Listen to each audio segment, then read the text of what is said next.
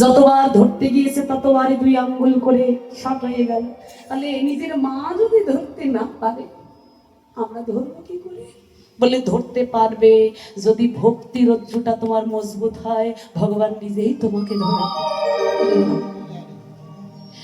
গীতায় ওই একটা কথাই আমাদেরকে খুব ভালো করে জানিয়ে দিয়েছেন, শোনো। যদি কেউ মনে করো অনেক শাস্ত্র পড়ে শাস্ত্রের বিদ্যা অর্জন করে আমায় পাবে না, শাস্ত্র পড়ে যদি তোমার ভিতরে অহংকার জাগে যে আমি অনেক শাস্ত্র জানি, আরে কীর্তনীয়রা কি জানে, ভাগবত পাঠকরা আর কি জানো, ওদের থেকে বেশি শাস্ত্র আমি জানি। বললে বাবা তুমি অনেক বিদ্যা জানো, অনেক জ্ঞান তুমি অর্জন করেছ, কিন্তু তথাপিও তোমার হৃদয়টা যদি শিশুর মতো সরল হয় যে প্রভু আমি কিছুই জানি না, আমি ভজন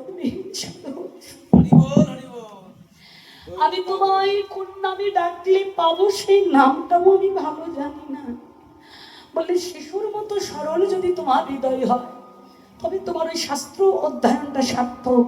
ভগবান পাণ্ডিত্যের কাছে নয়, কোনো জ্ঞানের কাছে নয়। যোগ ধর্মে জ্ঞান কর্মে নহে কৃষ্ণ বশ, কৃষ্ণ বশে হেতু জীবের প্রেম ভক্তি আর রস।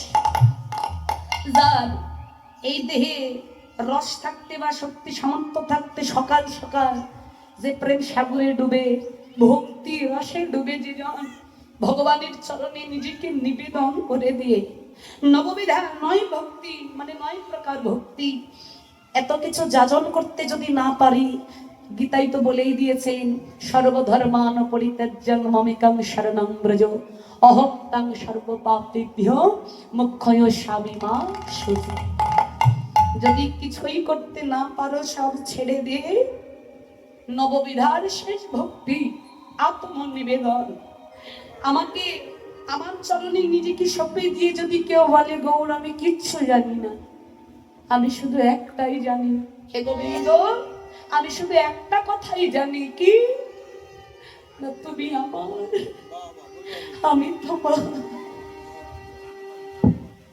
আমি যদি পাপীও হই, অনাচারীও হই, আমি যা কিছুই হই, তবু আমি তোমার, কারণ তুমি আমায় জগতে সৃষ্টি করেছ। সন্তান ভুল করলে পিতা কি সন্তানকে দূরে ছুঁড়ে ফেলে দেয়? বললে আমি তোমার সন্তান, আমি ভুল করতেই পারি, তাই বলে তুমি আমায় চরণ ছাড়া।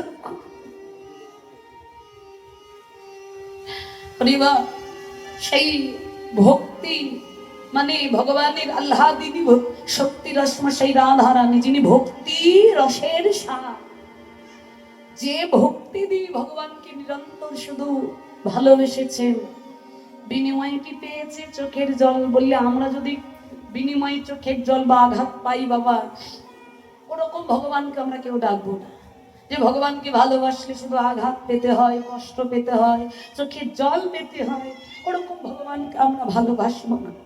কিন্তু রাধা রানী এক জনম নয়, জনম জনম কেঁদেছেন, চোখের জল ছাড়া আর কিছু পাইনি, তবুও বলেছে হে গোবিন্দ আমায় যত ব্যথা দাও, যত দুঃখ দাও, শৈবার একটু শক্তি দিও, আর কৃপা করো যত ঝড় দুঃখ আসুক আমি যেন তোমায় কোনোদিন ভুলে না।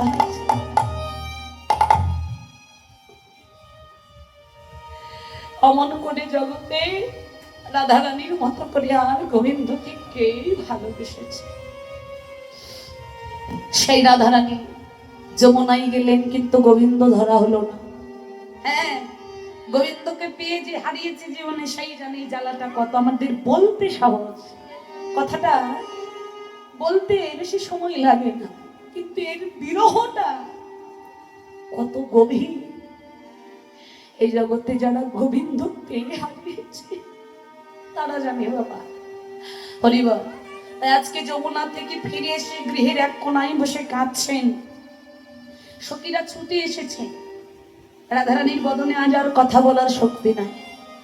গীতকর্তা জ্ঞানদাস সখীদের উন্মাদনা দেখে বলছে, শোনো সখীগণ, তোমাদের রাধারানীর কথা বলবার শক্তি নাই, কি হয়েছে আমি তোমাদেরকে বলছি।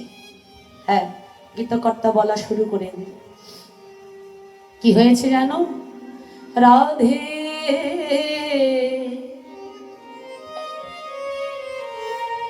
যমুনায় যাইয়া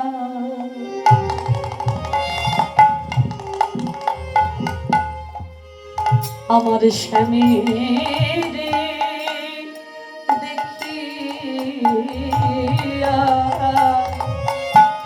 ঘরে আইলা বিনোদিনী, ঘরে আইলা বিনোদিনী। যমুনা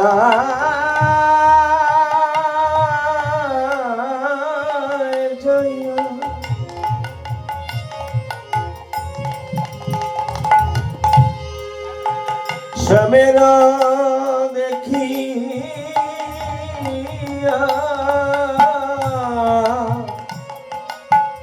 ঘরে আইলা বিনোদিনী গো, ঘরে আইলা বিনোদিনী। সেজে বিরলে বসিয়া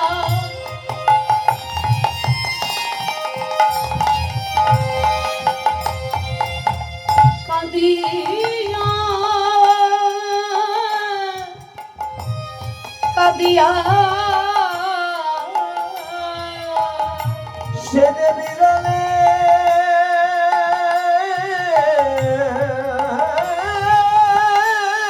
বসিয়া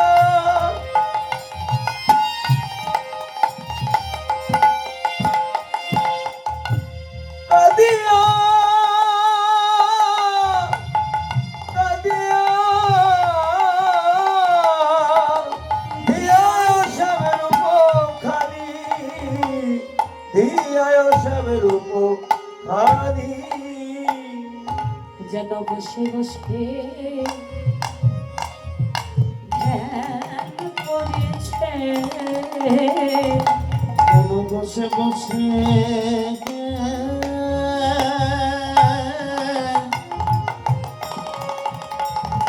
আজি ধ্যান করিছে। ওই ধ্যান ধরা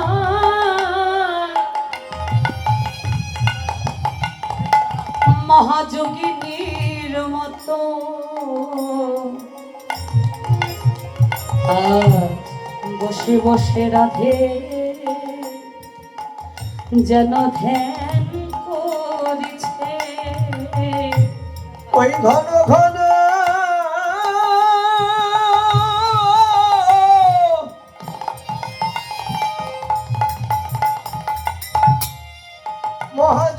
মহাযোগিনীর মতো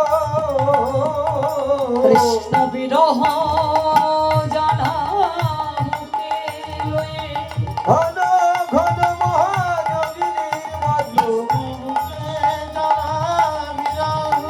আরে ঘন ঘন মহাযোগিনীর মতো ঘন ঘন মহাযোগিনীর মতো ঘন ঘন মহাযোগিনীর মতো ঘন ঘন মহাযোগিনীর মতো যে বসে বসে আহা ধ্যান করিছে।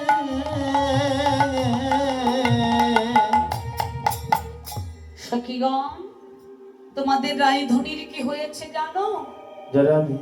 রাধারানী গোবিন্দ পাবে বলে রাধে যমুনায় যাইয়া শ্যামেরে দেখিয়া